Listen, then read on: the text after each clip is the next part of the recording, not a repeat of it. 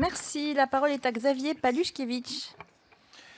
Merci, monsieur. Merci, monsieur le ministre. Ma question porte sur la réforme récente des grandes institutions économiques internationales que sont le FMI, la Banque mondiale et l'OMC, et leur impact sur les échanges de l'Union européenne dans le reste du monde. C'est que des réformes essentielles ont pu être adoptées avec ces grandes enceintes internationales, garantissant pour les pays en voie de développement et pour les pays les moins avancés une représentation renforcée dans le processus de décision dans ces organisations. Seulement, certaines de ces réformes ont pu être qualifiées d'insuffisantes par l'ONG Oxfam, qui regrette toujours la sous-représentation des petits pays d'Afrique subsaharienne dans ces institutions. L'Union européenne a pourtant rappelé sa volonté de valoriser des accords plus qualitatifs avec les pays dits ACP, Afrique, Caraïbes, Pacifique, en renforçant le pouvoir de décision.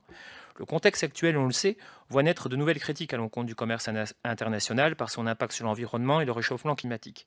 Dès lors, comment votre ministère envisage-t-il de valoriser le rôle de ces PMA d'Afrique subsaharienne malgré ce manque de représentativité encore à l'œuvre dans les grandes institutions économiques internationales? Je vous remercie.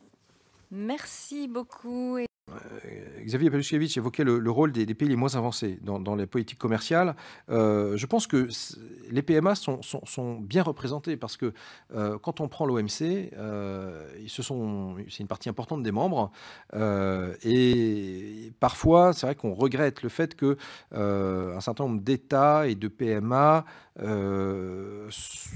demeure sur un agenda type Doha qui empêche d'avancer sur d'autres éléments. Et je crois que voilà, dans le cadre de la réforme de l'OMC, il faudra que petit à petit, d'ailleurs, si on veut liver, vous avez vu qu'on essaie de créer du consensus petit à petit avec le Japon, un certain nombre de pays partenaires, Canada, Indonésie, etc.